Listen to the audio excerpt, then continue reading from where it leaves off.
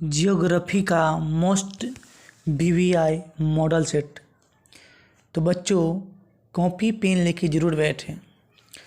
सबसे पहले हम पहला क्वेश्चन बताते हैं। संभववाद की अवधारणा में किस घटक को महत्वपूर्ण माना जाता है? तो वह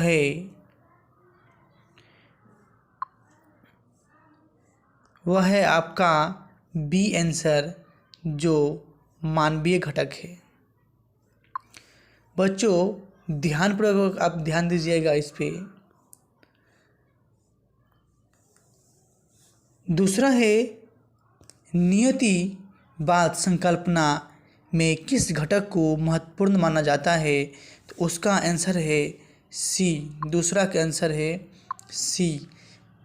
ए बी दोनों होगा, प्राकृतिक और मानवीय घटक दोनों होगा। बच्चों दूसरा पूछा गया है जो 2021 एनुअल में पूछ दिया है, इसीलिए इसे ध्यानपूर्वक सुने और नोट डाउन करते जाए ताकि आने वाले सवाल को छक्का छुड़ाना है। लेकिन बच्चों यदि मेरे चैनल को सब्सक्राइब नहीं किए हैं तो लाइक एंड सब्सक्राइब जरूर करें और शेयर करना बिल्कुल ना भूलें, ताकि कोई भी वीडियो बनाए तो सबसे पहले आप लोग तक पहुँचे और उन लोगों तक भी पहुँचे जो अच्छा से पढ़ के अच्छा नंबर लाना चाहता है। तो बच्चों काम पर ध्यान देते हैं। अब तीसरा क्वेश्चन देखिए कितना धमाकेदार आ गया। तीसरा क्वेश्चन कि 2016 के एनुअल में और 2020 के एनुअल में पूछा गया है, तो इसीलिए इस क्वेश्चन को बेहतरीन तरीक़ा से देखते हुए इसका आंसर हो गया बी, मात्रात्मक क्रांति। क्वेश्चन क्या है? तो निम्नलिखित में से कौन सा एक मानव भूगोल संबंधित नहीं है? तो वह है मात्रात्मक क्रांति, क्योंकि इसमें क्षेत्रीय भिन्नता नहीं आता है और स्थानीय संगठन नहीं आता है, अन्वेषण एवं वर्णन भी नहीं आता है तो वो है मात्रात्मक क्रांति। बच्चों आगे बढ़ते हैं इसी क्वेश्चन पे। देखिए और धमाकेदार क्वेश्चन, नवनिश्चयवाद के प्रवर्तक कौन है?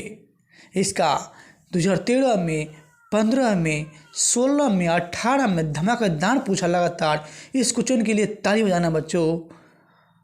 इसका आंसर है चौथा का आंसर है बी, टेलर।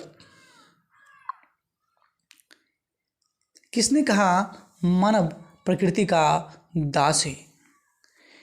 पांचवा का आंसर है सी, वह है एलन सेम्पुल। मानव भूगोल का जनक किसे कहा जाता है? तो देखिए मानव भूगोल का जनक कितना मस्त क्वेश्चन है बच्चों। ये क्वेश्चन रेटजिल ने कहा है। ये बहुत इंपॉर्टेंट क्वेश्चन है। ये भी 2015 के नंबर में पूछ दिया है। अभी 5 साल के बाद हो सकता है रिपीट कर दे इस क्वेश्चन को, तो इससे नोट डाउन करना है।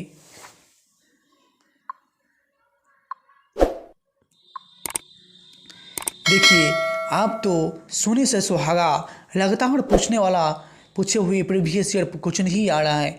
जियोग्राफिया जनरालिस के लेखक कौन है? तो उसका आंसर है सातवां का बी, वारेनियर है, वारेनियर। एंथ्रोपोजियोग्राफी नामक पुस्तक का लेखक है, वो कौन है? इसका आंसर है ए, वह है रेटजिल।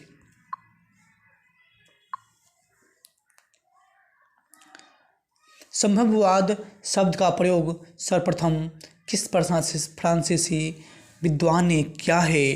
तो विद्वान का नाम है लूसियन फैब्री। उस विद्वान का नाम क्या है? तो लूसियन फैब्री।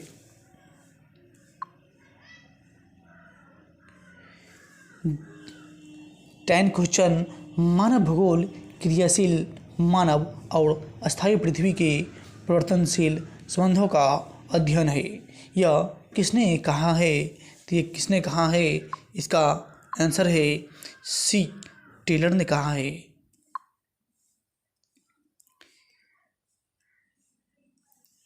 बच्चों चैनल का सब्सक्राइब और लाइक बहुत कम बढ़ रहे हैं, तो कम से कम इसे कंप्लीट कर कम से कम 1000 तक पहुंचाए। इसे लाइक एंड सब्सक्राइब करें। यदि आप लोग सपोर्ट करेंगे तो इससे भी अच्छी और वीडियो बनेगा और आप लोग के लिए एकदम सुविधाजनक क्वेश्चन आएगा, ताकि एग्ज़ाम को धज्जियाँ उड़ा देना है। 11 का क्वेश्चन है, निम्नलिखित में से कौन सा एक भौगोलिक सूचना का स्रोत नहीं है? तो उसका आंसर है वह चंद्रमा से चट्टानी पदार्थों के नमूने। 12वां क्वेश्चन, निम्नलिखित में कथनों में से कौन सा एक भूगोल का वर्णन नहीं करता है? तो उनका आंसर है द्वैतता पर आश्रित। 12 का सी। आधुनिक मानव का भूगोल का जनक कौन है? तो इसका आंसर है ए फ्रेडरिक रेटजिल। आधुनिक भूगोल का जो जनक है वो है फ्रेडरिक रेटजिल। 13वां का ए। 14 क्वेश्चन है, नियतवाद विचारक कौन थे? ये भी बहुत इंपॉर्टेंट है क्वेश्चन, इसलिए ध्यान देना है। यह में सभी होगा, ई कांट भी होगा, हमबोल्ट भी, रिटर भी, ये सभी है इसका आंसर। निम्नलिखित में से कौन सा एक लोग और पर्यावरण के बीच अन्योन क्रिया का सर्वाधिक महत्वपूर्ण कारक है? तो उसका आंसर है 15 का मानव बुद्धिमत्ता।